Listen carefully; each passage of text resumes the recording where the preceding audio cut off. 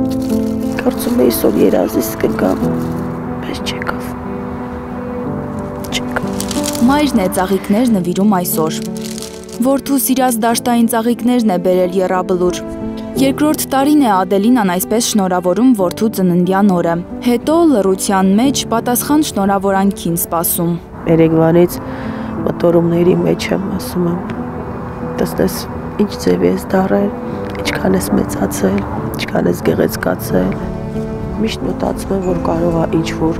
մի տեղից, մի պահ ինքը դուրս գա։ Բայց չի գալիս Տիգրանը։ Որդու վերջին բառերն է անընդհատ հիշում, տակնու վրա անում մոր սիրտը։ Ինչի դեղերդ մորանաս վեճ, մարմարով էլի։ 2023-ի սեպտեմբերի 19-ի կռվից առաջ է մորն ասել Տիգրանը, վերջին անգամ։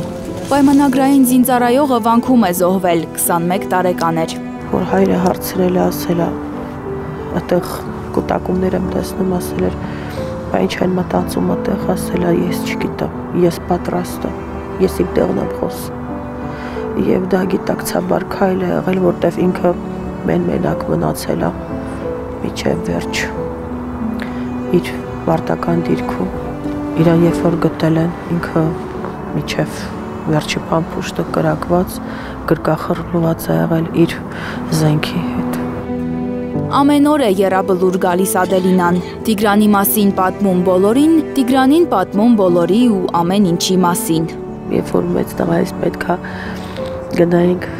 շատ համեստ մի փոքր նշան հանեինք, ես որ եկա, կարծես թե ինքը ինձ լսում, հա, կարծես թե ինքը, ես հավատում եմ այդ երկտային կյանքին արդեն, որովհետև երբ որ ես իրան ասեցի, որ գիտես գնալու ենք աղջիկ ուզելու եղբորդ համար, այստեղ 2 վայրկյանում անմիջապես նես փոթորիկ բարձացավ, ամբողջ ծաղիկները, ծաղկամանները, բոլորը, չգիտեմ, այստեղ ամբողջ շուռ էր եկել։